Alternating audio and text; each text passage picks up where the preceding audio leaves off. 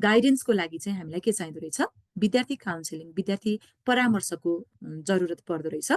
त्यस्तै अर्को भनेको चाहिँ इमोसनल सपोर्टको लागि। हेर्नुहोस्, स्टुडेन्टहरू अहिलेको मैले अघि भनिसकेँ, अहिले चाहिँ 10-11 वर्षदेखि नै उनीहरूमा आउने देखा पर्ने विभिन्न खालका चाहिँ जुन परिवर्तनहरू हुन्छन्, शारीरिक परिवर्तनहरू, मानसिक परिवर्तनहरू, भावनात्मक परिवर्तनहरू, सामाजिक परिवर्तनहरू, त्यस्ता खालका परिवर्तनहरूले उनीहरूलाई कस्तो अवस्थामा पुर्याइरहेको छ त भन्दाखेरि उनीहरू चाहिँ एकदमै धेरै सोच्ने, ओभर थिङ्किङ, होइन।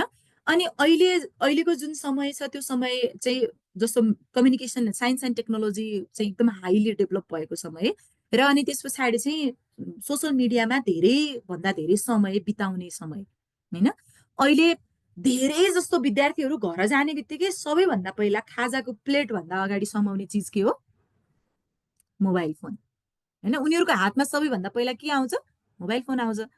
हामी पढ्दाखेरिमा हामी नै पढ्दा त त्यस्तो थिएन। हामीभन्दा ठ्याक्कै पछिल्लो जेनेरेसनले चाहिँ खालि के अवगाल खेप्नु पर्थ्यो त भन्दाखेरि प्यारेन्ट्सबाट घर जाने बित्तिकै टिभीको रिमोट हातमा लिएर बस्छ भन्नुहुन्थ्यो कि त्यति बेलाको प्यारेन्ट्सले।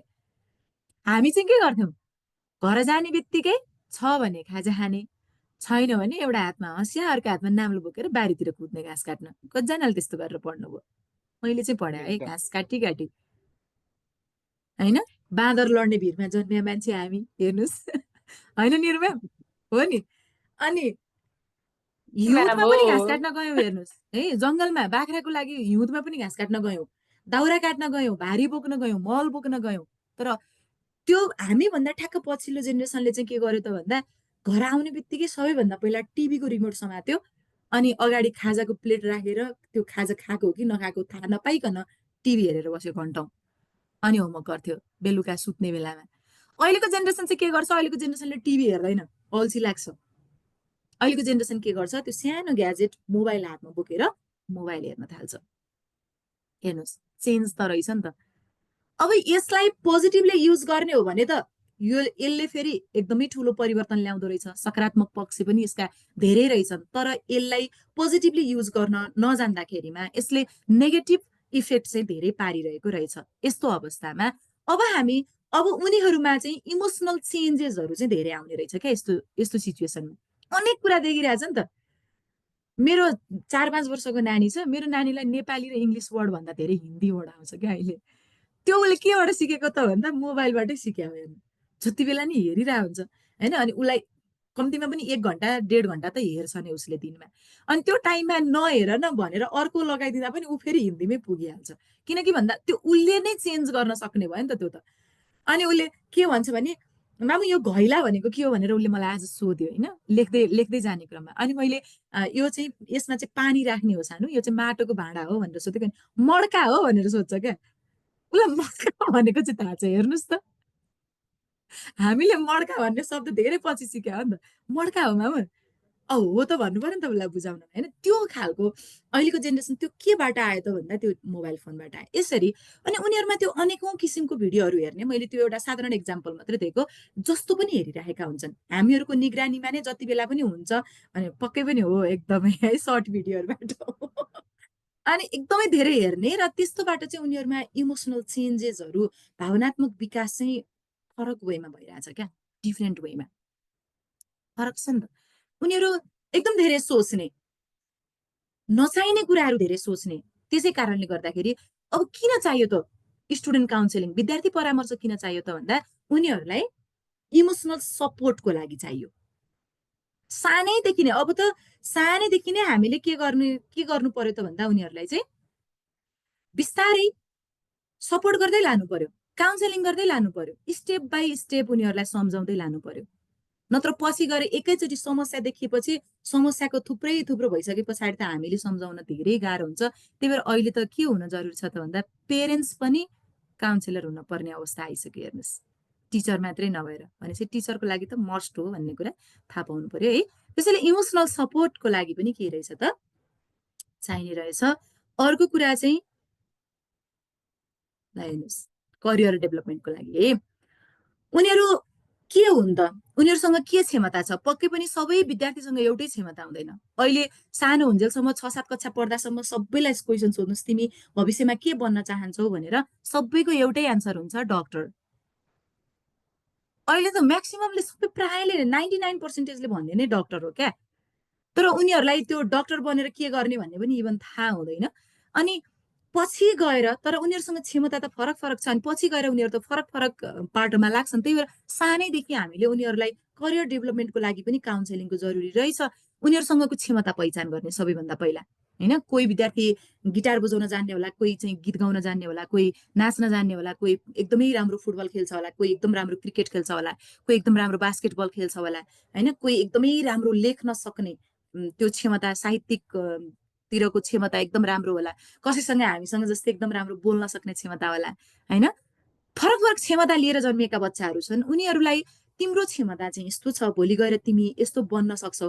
त्यति मात्रै भन्दिनुहोस् त, एकदम राम्रो फुटबल खेल्ने बच्चालाई के उसलाई घरमा चाहिँ तँ फुटबलै खेलेर तँ बाँच्न सक्छस् त, तँ भोलि तेरो भविष्य छैन यसमा भनेर प्यारेन्ट्सहरूले भनिराख्नु भएको हुन्छ अहिलेको प्यारेन्ट्सहरूले, होइन? त्यो हुन त हाम्रो प्यारेन्ट्सले पनि त्यही नै भन्नुहुन्थ्यो। त्यो भन्दै गर्दा तपाईँ शिक्षक भएको नाताले हजुरले चाहिँ तिमी एकदमै राम्रो प्लेयर हौ, तिमी एकदम राम्रो फुटबल खेल्न सक्छौ, तर त्यसको लागि तिमीलाई बेसिक एजुकेसन पनि आवश्यकता पर्छ, तिमी पढ्नुपर्छ, यसरी काउन्सेलिङ गर्नुहोस् त।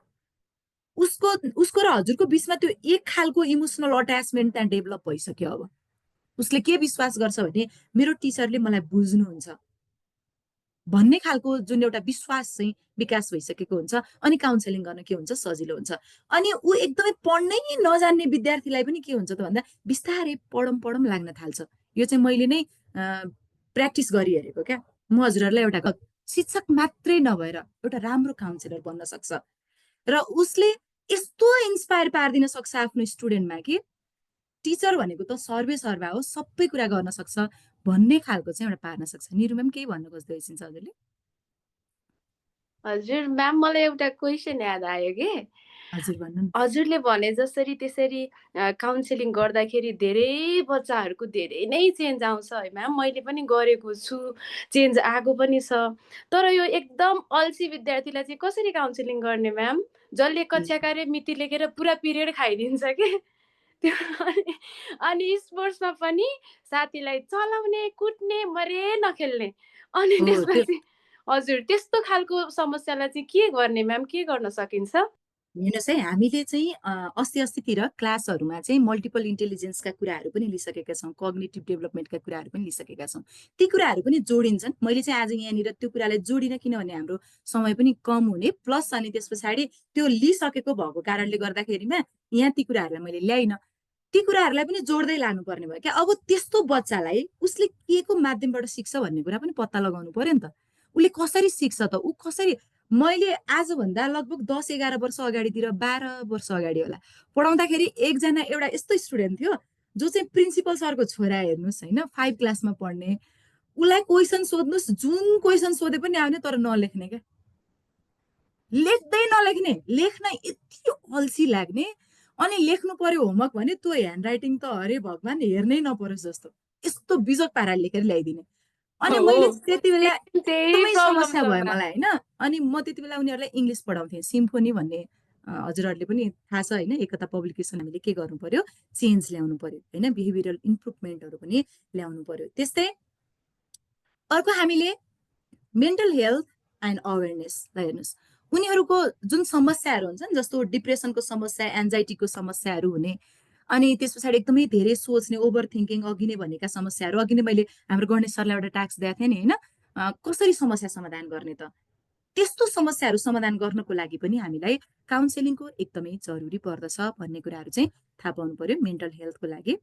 अब टिचरले के गर्ने ल हेर्नुहोस्, as a teacher what should we do, हामीले के गर्नुपर्छ त? सबैभन्दा पहिला चाहिँ identifying and addressing issues early, एकदमै एज सुन एज पोसिबल हामीले के गर्नुपर्छ, स्टुडेन्टहरूको समस्या पत्ता लगाउने सरम्यामहरू, यो कुन समस्याबाट गुज्रिरहेको छ। त्यही भएर टिचर त्यस्तो अवस्थामा चाहिँ के हुनुपर्छ भने सबैभन्दा पहिला चाहिँ हामीले उसको अघिल्लो क्लासमा कस्तो खालको प्रोग्रेस थियो भन्ने कुरा स्टडी गर्नुपर्छ, होइन? स्टुडेन्ट जब हामीसँग आउँछन् नि नयाँ सेसनमा, भर्खर सेसन स्टार्ट हुने बित्तिकै मेरो क्लासमा पढेका अथवा मैले पढाउने विद्यार्थीहरू चाहिँ कस्ता छन् त भन्ने कुराहरू थोरै थोरै एक्सर्साइज चाहिँ गर्नुपर्छ, स्टडी गर्ने, होइन? उनीहरू कस्ता छन्, अनि अघिल्लो क्लासमा पढाउने टिचरहरूसँग चाहिँ कोअर्डिनेसन गर्ने, होइन? अनि त्यस पछाडि चाहिँ छिटोभन्दा छिटो उनीहरूको समस्याहरू पत्ता लगाउने, कुन कुन समस्याबाट गुज्रिरहेका छन्, उनीहरूलाई लेख्नमा समस्या हो कि रिडिङ गर्नमा समस्या हो कि होइन, दुवै पक्षमा समस्या हो कि अथवा चाहिँ व्यवहारिक प्रब्लमहरू छ कि होइन, बिहेभियरल प्रब्लमहरू छ कि के खालको चाहिँ समस्या छ, सबैभन्दा पहिला चाहिँ उनीहरूको प्रब्लम चाहिँ के गर्ने, आइडेन्टिफाई गर्ने। त्यसपछि प्रब्लम आइडेन्टिफाई गरिसके पछाडि अब उनीहरूलाई गाइडेन्स गर्न सुरु गर्ने हामीले, एकाडेमिक गाइडेन्स, करियर गाइडेन्सहरू मैले अघि भने नि, उनीहरूको क्षमता पत्ता लगाइहाल्ने। अनि क्षमता पत्ता लगाउने सँगसँगै अब उनीहरू के बन्न सक्छन् त्यसलाई स्टेप बाई स्टेप उनीहरूलाई हरेक दिन क्लासमा, विशेष भूमिका चाहिँ यहाँनिर क्लास टिचरको हुन्छ, हेर्नु एकदमै होइन, एकदमै महत्त्वपूर्ण भूमिका कसले खेल्दो रहेछ, क्लास टिचरले। क्लास टिचर सबैको स्कुलमा यस्तो नियम हुन्छ कि हुँदैन, क्लास टिचरको जस्तो फर्स्ट पिरियड चाहिँ लगभग 10 मिनट जति बढी हुने, त्यस्तो छ कि छैन? यदि त्यस्तो छैन भने स्कुलसँग डिमान्ड गर्नुहोस् है। क्लास टिचरलाई चाहिँ 10 मिनट 15 मिनट बढी चाहिन्छ क्या टाइम। अनि त्यो 10-15 मिनट के गर्ने त भन्दा क्लास टिचरले आफ्नो स्टुडेन्टहरूको प्रब्लमहरू सुन्ने, अनि त्यसपछि उनीहरूलाई चाहिँ 5 देखि 10 मिनट चाहिँ हरेक दिन काउन्सिलिङ गर्ने, समग्रमा, ग्रुपमा, पर्सनल्ली होइन। पर्सनल्ली चाहिँ कस्तो अवस्थामा गर्ने त भन्दा जब एकदमै धेरै समस्या छ र बच्चाले आफ्नो कुराहरू क्लासमा राख्न नसकिरहेको अवस्थामा, अनि त्यस पछाडि त्यस्तो अवस्थामा चाहिँ उसलाई छुट्टै बोलाएर स्टाफ रुममा अरूको अगाडि राखेर होइन, हजुरसँग मात्रै राखेर काउन्सिलिङ गर्नुपर्छ। यो कुराहरू थाहा हुनु पर्यो टिचरलाई। अनि नत्र चाहिँ नर्मल्ली अब क्लासमै हामीले हरेक दिन हामीले जुन यो फर्स्टमा दिने जुन हुन्छ नि, जस्तो एकाडेमिक गाइडेन्स र करियर गाइडेन्स चाहिँ हामीले क्लासरुममै दिने, पर्सनली तिमी यो भन्न सक्छौ, तिमीसँग यो क्षमता छ, तिमीसँग यो क्षमता छ, हरेक दिन के गर्ने उनीहरूलाई सम्झाइरहने। किन हरेक दिन सम्झाउने, एक दिन सम्झाएर पुग्दैन म्याम भन्ने लागिरहेको छैन, पुग्दैन। हामी त आज सम्झाएको कुरा भोलि बिर्सिन्छौँ। आज चाहिँ हो, हजुरलाई यस्तो कहिले भएन स्कुल पढ्दा सर म्यामहरूले क्लासमा एकदम गाली गरेको दिन, सम्झाएको दिन, आजदेखि त घर गएर धम्मर दुस पढ्छु, एकदम खतरा पढेर अबको एक्जाममा त यस्तो मार्क्स लिएर आउँछु कि सबजना चकित पारिदिन्छु, अनि बेलुका घर गएपछि आज त कस्तो अल्छी लागिरहेछ, आज एक दिन चाहिँ सुत्छु अनि भोलिदेखि चाहिँ खतरा पढ्छु, अनि भोलिपल्ट पनि हिजो नि पढिनँ है, आज चाहिँ पढ्नुपर्छ, त्यो पढ्न जानुभन्दा अगाडिसम्म आज चाहिँ पढ्नुपर्छ भइरहेको थियो क्या। तर पढ्न गइसके पछाडि कहिले कविता, मलाई चाहिँ त्यस्तो हुन्थ्यो क्या, कविता लेख्न मन लाग्ने, कहिले कथा लेख्न मन लाग्ने, कहिले गीत लेख्न मन लाग्ने होइन, अनि के हुने, अनि त्यस पछाडि कहिले काहीँ नेपालीको कथाहरू पढ्न मन लाग्ने, सामाजिकको, म चाहिँ एकदमै त्यो हिस्ट्रीको कुराहरू बढी रुचाउने मान्छे। अनि म्यामले चाहिँ यो कुन बुकबाट च्यातेको, कसको बुकबाट च्यातेको पुरा त्यहाँ उसले सेयर गर्न सक्यो भने चाहिँ हजुरले अनि बल्ल उनीहरूको समस्या पत्ता लगाएर उनीहरूलाई सही तरिकाले के गर्न सक्नुहुन्छ, गाइडेन्स गर्न सक्नुहुन्छ है सर म्यामहरू। यति कुरा चाहिँ हजुरले थाहा पाउनु पर्यो, गर्न सक्नु पर्यो। ल है, आजदेखि चाहिँ अलिकति ट्रस्ट चाहिँ डेभलप गर्नै पर्यो है सर म्यामहरू। खै म्याम भन्न त भन्नुभयो, भने जस्तो सजिलो त छैन भनेर सोच्नु भएको छ, सजिलै हुन्छ है, मैले चाहिँ गरी हेरेको कुरा हो। त्यसपछि mediating conflicts and promoting social skills भन्ने अर्को पोइन्ट आउँछ। उनीहरूको आफ्नो मनभित्र भइरहेको द्वन्द, मनभित्र पनि हुन्छ नि त, के गर्ने, कसो गर्ने, कसरी यो समस्याबाट बाहिर निस्किने भन्ने खालको द्वन्द र बाहिर साथीसँग हुने समस्या, प्यारेन्ट्ससँग भइरहेको समस्या, अरू टिचर्सहरूसँग भइरहेको समस्याहरूलाई पनि, त्यो खालको द्वन्दात्मक स्थितिलाई पनि हामीले के गरिदिने, मेडिएटिङ गरिदिने, उनीहरूलाई सम्झाउने क्या, आइडियाहरू दिने, यसो गर, यसो गर। अघि मैले भने नि, जस्तो मैले अघि हाम्रो गणेश सरलाई सोधेको थिएँ, यदि यस्तो समस्या आयो भने चाहिँ के गर्ने, गणेश सर त पुरै ढोका बन्द, एउटा क्वेसन सोधेको सर भाग्नुभयो भनेर भन्नु भएन, आउनुभयो सर। सरी है सर, हजुरलाई यो भिडियो अन गराउनको लागि मैले जिस्काइरहेको छु। ओके ल, अनि हामीले चाहिँ हस् सर, के गर्नुपर्छ त भन्दा सबैभन्दा पहिला चाहिँ उनीहरूलाई चाहिँ हामीले चाहिँ, म केमा थिएँ, कस्तो त्यहाँ सर जिस्काउँदै बिर्सिएछु मैले, एकैछिन ल। उनीहरूको कन्फ्लिक्टलाई चाहिँ हामीले कसरी चाहिँ मेडिएट गर्ने भन्ने कुरामा थिएँ म चाहिँ। उनीहरूलाई चाहिँ हामीले के गर्ने त भन्दा, जस्तो उनीहरूलाई चाहिँ यो सपना हो कि विपना हो भन्ने समस्या भइरहेछ नि, त्यस्तो अवस्थामा एउटा समस्या के पनि हुनसक्छ भने रेस्ट नपुगेको पनि हुनसक्छ, म्याक्सिमम टाइम मोबाइलमा बिताउने, अनि होमवर्क पनि गर्नु छ, प्रेसर त भइरहेको हुन्छ नि त, 7-8मा पढ्ने, 9-10मा पढ्ने बच्चाहरू त लगभग 8 देखि 10 घन्टा 12 घन्टा त स्कुलमै बिताउँछन्, होमवर्क हुन्छ त्यति नै, प्रोजेक्टहरूको अहिलेको हेर्नुहोस् त 8 क्लाससम्म 50 मार्क्सको चाहिँ प्र्याक्टिकल मार्क्स भनिदिएको छ, अनि त्यसपछि टिचर्सले प्र्याक्टिकल मार्क्स, कति स्कुलहरूको समस्या है, प्र्याक्टिकल मार्क्स भनेको चाहिँ खालि प्रोजेक्ट वर्कबाट मात्रै राख्नुपर्छ भनेर हरेक च्याप्टरमा प्रोजेक्ट वर्क दिइदिनुहुन्छ। अनि त्यो प्रोजेक्ट वर्क गर, होमवर्क गर, पढ। मलाई त कहिलेकाहीँ साँच्चै यस्तो माया लाग्छ बच्चाहरूको, अनि के गर्ने होला यिनीहरूलाई जस्तो फिल हुन्छ क्या। त्यही भएर अब टिचरले के गर्नु पर्यो त त्यस्तो अवस्थामा भन्दाखेरि, सबै टिचरले क्या होमवर्क कम दिने, एकदमै थोरै दिने। थोरै दिनुहोस् न होमवर्क, धेरै किन दिनु पर्यो? क्लासमा गराइदिनुहोस्, क्लास वर्कमै। प्रोजेक्ट वर्क चाहिँ हजुरको एउटा युनिटमा एउटा अथवा चाहिँ एउटा एउटा टर्ममा चाहिँ लगभग 2टा सब्जेक्ट वाइज हुन्छ है, कुनैमा 2टा कुनैमा 4वटासम्म प्रोजेक्ट वर्क दिने भन्ने छ। प्रेजेन्टेसनको कुराहरू छ, प्रेजेन्टेसन गर्न सिकाउनुहोस् न क्लासमै, होइन? कहिलेकाहीँ प्रोजेक्ट वर्क क्लासमा गर्न सकिँदैन र? सकिन्छ त। हुन त अङ्कभार घटाए पनि यतातिर चाहिँ 50-50 गराए पनि त्यो के अरे कोर्स चाहिँ घटाएको छैन सरकारले अझै पनि, होइन? पाठ्यक्रमले चाहिँ त्यो नघटाइदिँदाखेरिमा कोर्स नभ्याउने अझ सामाजिकमा त सबैभन्दा समस्या हुन्छ नि, यति धेरै कोर्स छ, भ्याउन बडा मुस्किल हुन्छ। तर पनि त्यसलाई कति टाइम दिएर पढाउने? धेरै पढाउन पनि जरुरी रहेनछ क्या, मैले फिल गरेको कुरा चाहिँ। टपिक बुझाइदिनुहोस्, त्यो टपिकसँग रिलेटेड कुराहरू गरेर बुझाइदिनुहोस्, बच्चाले मजाले बुझ्छ, आफै गर्न सक्दो रहेछ। हेर्नुहोस्, म मेरो क्लासमा 15 मिनट गफ गर्छु बच्चाहरूसँग, 20 मिनट मात्रै पढाउँछु, अनि 5 मिनट होमवर्कसँग रिलेटेड कुराहरू गर्छु 40 मिनटमा। बुझ्छ नि त, म कहिल्यै रिभिजन गराउँदिनँ, मैले ट्रुली भनेको। कहिल्यै पनि म रिभिजन गराउँदिनँ, तर पनि राम्रै मार्क्स लिएर आउँछन्। किन त भन्दा त्यो 20 मिनट्स जुन म पढाउँछु, त्यो 20 मिनट्स चाहिँ मेरो हरेक क्लासमा लगभग 35-36 जना स्टुडेन्ट हुन्छन्, ती 35-36 जनाले नै मलाई सुनेका हुन्छन्, एकदमै ध्यान दिएर सुनेका हुन्छन्। तर मैले 1 घन्टा पढाएँ भने चाहिँ त्यो 35 जनामा 5 जनाले पनि सुन्दैनन् क्या। सुन्छन् त? सुन्दैनन्। त्यसैले हामीले के गर्नु पर्यो त भन्दा कति समय फोकस गराउने भन्ने पनि हुन्छ क्या। हेर्नुहोस्, त्यो 20 मिनट चाहिँ राम्रोसँग पढाइदिने, गजबले पढाइदिने उनीहरूलाई। अनि त्यो 15 मिनट चाहिँ टपिकसँग रिलेटेड गफहरू गर्ने क्या। टपिक यस्तो मजाले बुझ्छ नि त्यो 15 मिनटमा, मजाले गफ गर्ने, उनीहरूलाई नै क्वेसन सोध्ने, उनीहरूलाई नै इन्भल्भ गराउने, अनि अर्को 20 मिनट चाहिँ लेसन मजाले एक्सप्लेन गरिदिने। गजबको हुन्छ हेर्नुहोस् क्लास, ट्राई गरी हेर्नुहोस्। अनि कुनै दिन प्रेजेन्टेसन गर्नु छ भने अघिल्लो दिनमा प्रेजेन्टेसनको बारेमा मजाले उनीहरूलाई बताइदिने, कसरी गर्नुपर्छ, के गर्नुपर्छ। एकचोटि बताइदिएपछि त्यो वर्षभरिलाई पुग्छ, मजाले गर्छन्। यो हरेक यावत कुराहरूबाट हामीले मार्क्स राख्ने हो नि त। उनीहरूको प्रेजेन्टेसन, उनीहरूको प्रिसेन्स, उनीहरूको क्लासरुमको एक्टिभिटिजहरू, होइन, इन्भल्भमेन्टबाट, हरेक कुराबाट राख्ने हो। तर धेरैजनाले चाहिँ के गर्नुहुन्छ, खालि प्रोजेक्ट वर्क गर्नुहुन्छ। हजुर सर, हजुरको 20 क्वेसन मिनट टिपेर राख्नु ल। टिचिङ होइन, हजुरसँग अहिलेकै सम्बन्धित हो। 20 minute teaching, 15 minute topic related discuss भन्नुभएको थियो, अनि अर्को 15 मिनट के भन्नुभयो? होइन, त्यो 15 मिनटमा गफ भनेको चाहिँ, तर त्यो अनरिलेटेड गफ चाहिँ हुन भएन भन्न खोजेँ मैले। कहिलेकाहीँ चाहिँ आफ्नो एक्सपिरियन्स पनि बच्चाहरूलाई सुनाउनु पर्छ भनेर भनिएको छ, होइन? कहिलेकाहीँ बच्चाहरूसँग, जस्तो म स्कुल पढ्दा यस्तो थिएँ हेर, म त भएको नभएको गफ लगाइदिन्छु, कहिलेकाहीँ पत्याउँछन् तर। अनि कहिलेकाहीँ चाहिँ के पनि गर्नुपर्छ भने उनीहरूसँग एकदमै क्लोज भएर अरू नै गफगाफ पनि हामीले गर्नुपर्ने हुन्छ। तर धेरै जस्तो चाहिँ टपिक रिलेटेड नै गर्ने क्या। त्यो टपिक रिलेटेडसँग पनि आफूलाई रिलेट गर्ने, बच्चालाई रिलेट गर्ने, उनीहरूको लाइफलाई रिलेट गर्ने, उनीहरूको फ्यामिलीलाई पनि रिलेट गर्ने, हरेक कुरा जोड्ने क्या सर म्यामहरू।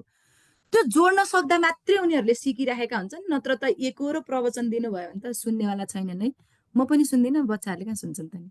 हजुरहरूलाई मैले अहिले गफै दिइरह होइन र, सुनिरहनु भएको छ त भनिदिएर कि लास्टमा।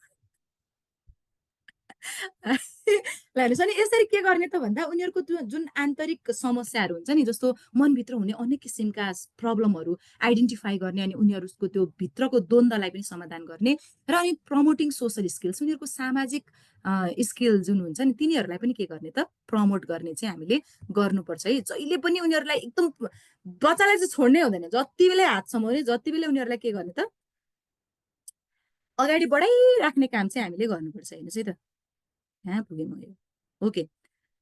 अनि referring to professional help when needed. अब अन्तिममा टिचरको रोल भनेको, अब सक्दै सक्नु भएन क्या, हजुरले एकदम एक्सट्रिम सिचुएसनमा पुगेको छ, केही गर्ने, हजुरको केही उपाय लागेन, 3 महिना 4 महिना भइसक्यो, एउटा थोपो पनि चेन्ज आएन भने हजुरले अब चाहिँ के गर्ने, अब चाहिँ काउन्सिलरकोमा लाने, सकेसम्म आफै गर्ने। आफूले नै सकिएन भने चाहिँ अब काउन्सिलरकोमा लैजानुहोस्।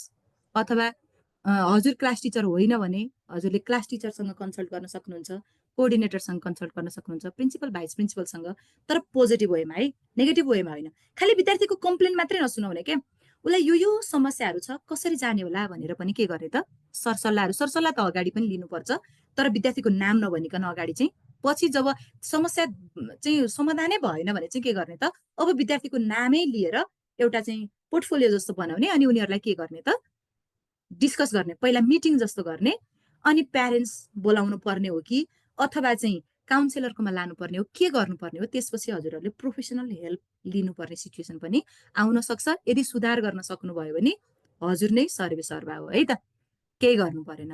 ल यति चाहिँ गर्नु पर्यो, यो चाहिँ टिचरको रोल भयो। त्यसो भए कसरी गर्ने त नि भन्ने कुरा पनि आउँछ।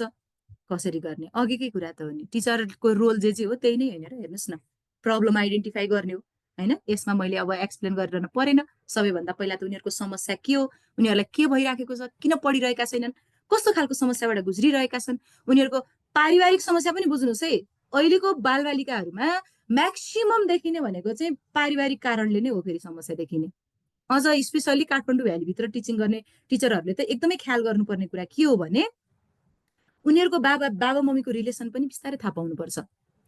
त्यहाँनिर कहिलेकाहीँ के भइदिन सक्छ भने उनीहरूको परिवारमा देखिरहेको समस्याहरूले पनि ऊ नपढ्ने, एकरो टोलाउने, एकदमै धेरै ओभर थिङ्कर हुने होइन, एकदम धेरै सोच्ने, अनि त्यस पछाडि आफूलाई चाहिँ चोट पुर्याउने।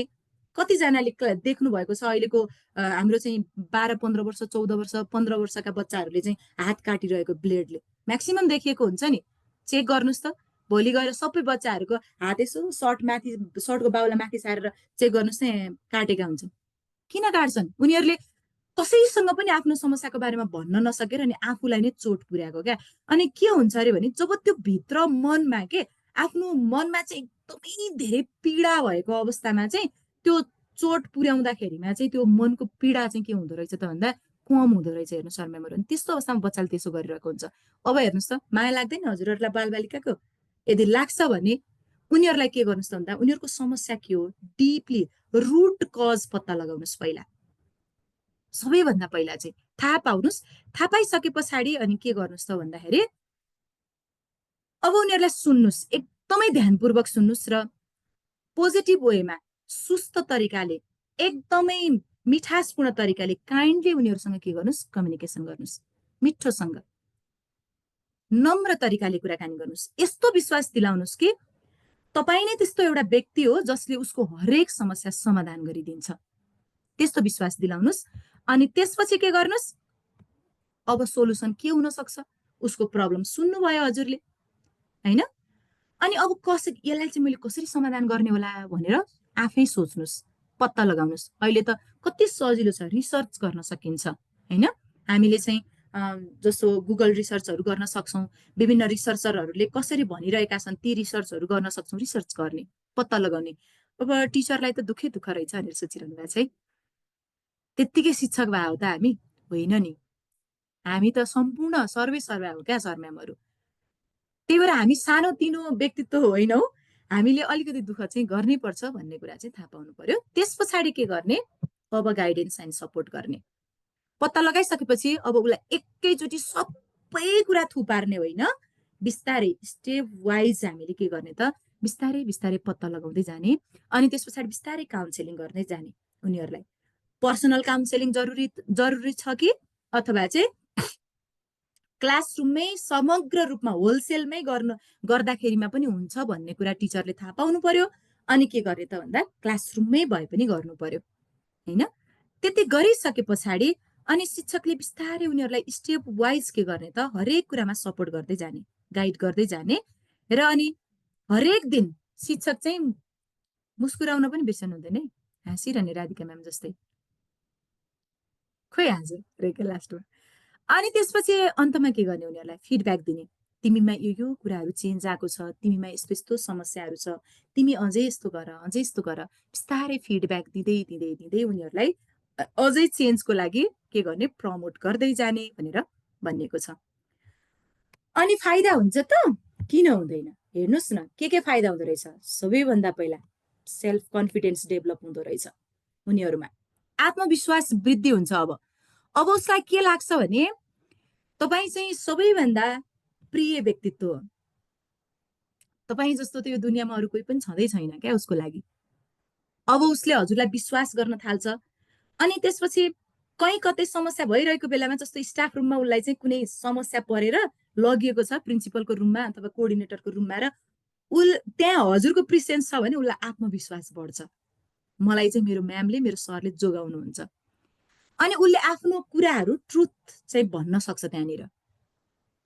त्यस्तै अरू कुरामा पनि जस्तो अब मैले सक्छु भन्ने हुन्छ नि त, म पढ्न सक्छु, म केही गर्न सक्छु, म साँच्चै नै एउटा स्पेसल मान्छे हो, म एउटा युनिक मान्छे हो भन्ने एउटा आत्मविश्वास चाहिँ के हुँदो रहेछ, विकास हुँदो रहेछ विद्यार्थीमा।